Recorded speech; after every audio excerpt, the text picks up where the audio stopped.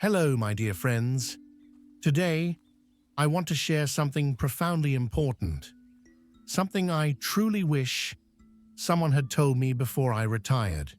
It's not meant to frighten you. Well, maybe just a little, because retirement can be an absolutely wonderful chapter of life. But if you're not truly ready, it can shake your world in ways you never imagined. I'm Sarah, and like many of you, I envisioned retirement as this grand, endless vacation. Days filled with leisurely mornings, joyful moments with grandchildren, perhaps exploring new hobbies or beautiful travel destinations. You know the fantasy, right? The one where every day feels like a Saturday? But for me, just a couple of months after I stepped away from my career, reality hit me with an unexpected force. It wasn't the picture-perfect calm I'd imagined. Instead, a different kind of quiet settled in, one that felt less like peace and more like an echo. And that's why I'm here today. I don't want any of you to walk into this significant life transition blind the way I felt I did. Let's talk about 5 crucial things I learned, often the hard way, about retirement. The first big revelation. Retirement isn't just about the money. It's profoundly about what happens to you when the daily noise of work finally stops. When I walked out of the office for the very last time, I expected to feel an overwhelming sense of freedom. And for a moment, I did. But then, a profound silence descended. It wasn't just the absence of ringing phones or urgent emails. It was the absence of being called upon, of problems to solve, of that distinct sense of being needed by a professional community. You genuinely don't realize how much your identity, your very sense of self-worth, is tied to what you do, until suddenly you don't do it anymore. Think about it. For decades, when someone asked, "What do you do?" your answer defined a significant part of who you were. It dictated your daily rhythm, your social circle, even how you perceived your own value in the world. When that answer disappears, a void can open up that money alone simply cannot fill. I saw this happen with my friend Mark. He was a respected project manager, leading teams of dozens. On Monday, he was the person everyone looked to for direction. The very next Monday, after his retirement party, he was sitting alone in his backyard, meticulously pruning roses. He confessed to me that it felt like falling off a cliff.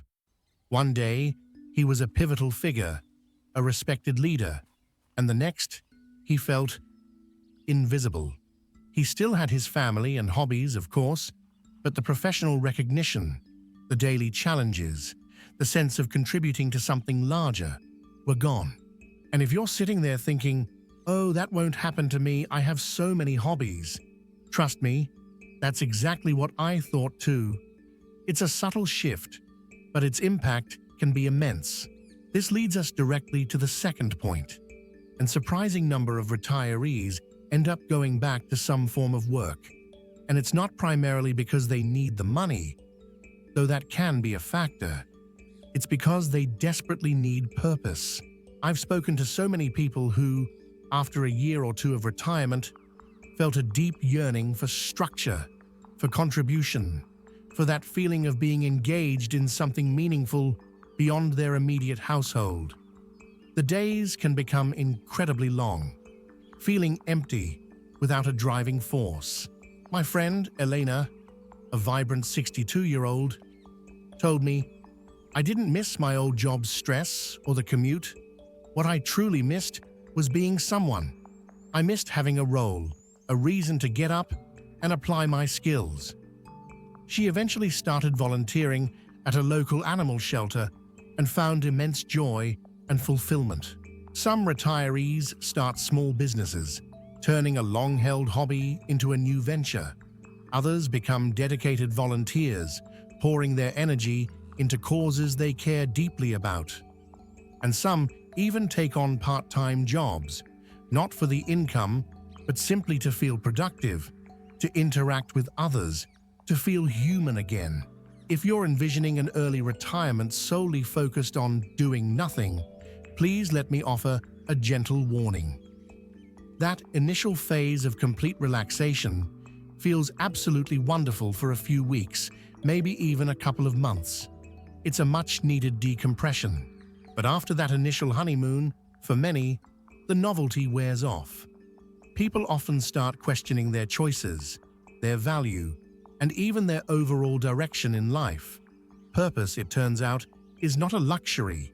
It's a fundamental human need.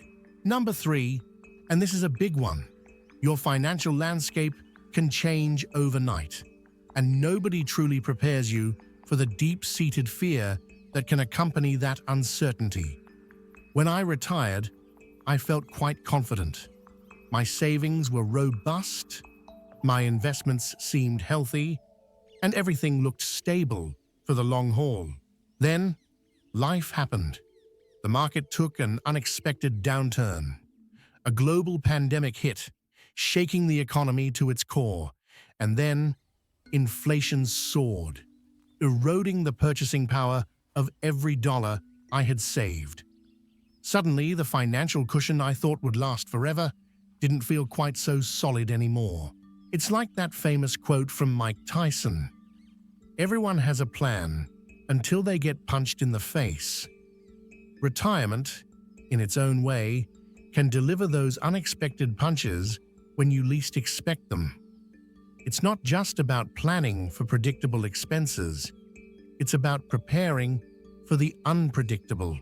Think about the potential curveballs, unexpected health bills, not just for yourself, but perhaps for a spouse or even an adult child. Family emergencies that require significant financial support.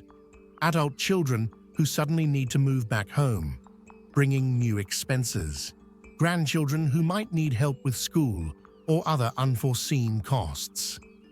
And of course, aging parents who require care, which can be incredibly expensive. All these things can converge, sometimes all at once, creating immense financial pressure and a pervasive sense of anxiety. The lesson here is profound. You must prepare not just for the expenses you can foresee, but for the surprises, the black swans that can shake your financial stability to its core. Building a robust emergency fund and having flexible financial strategies are paramount. My fourth insight, and something rarely discussed, is that retirement isn't one long monolithic phase. It actually has distinct stages, and honestly, some of them are incredibly challenging, even emotionally. At first, there's that glorious honeymoon stage. You get to sleep in, watch whatever you want, eat meals on your own schedule. It's a wonderful period of decompression, a well-deserved break from decades of routine and obligation. But that stage, as lovely as it is, tends to end faster than you'd expect. What often follows is a period of uncertainty. Boredom can creep in, followed by a persistent restlessness.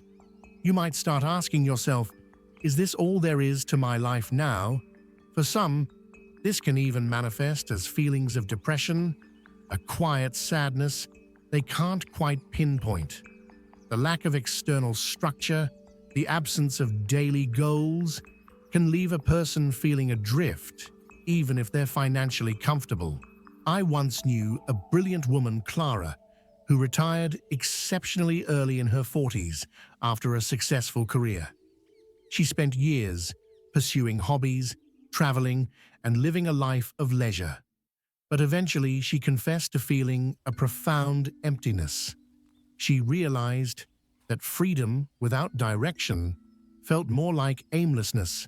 She told me, retirement itself didn't make me happy. What brought me joy and fulfillment was having a clear direction, a purpose to wake up for each morning, something to build or contribute to.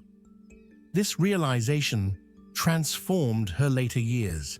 And finally, the fifth and perhaps most crucial lesson: retirement should ideally be viewed as a transition, not a sudden, full stop. The biggest regret I've heard from many isn't necessarily retiring too early or too late, but retiring abruptly, without easing into it. You don't have to slam on the brakes the moment you hit a certain age or financial goal. There are so many flexible paths you can explore. You can gradually reduce your working hours, shifting to part-time employment. You might even consider taking a sabbatical or a long break, and then deciding if you want to return to work, perhaps in a different capacity.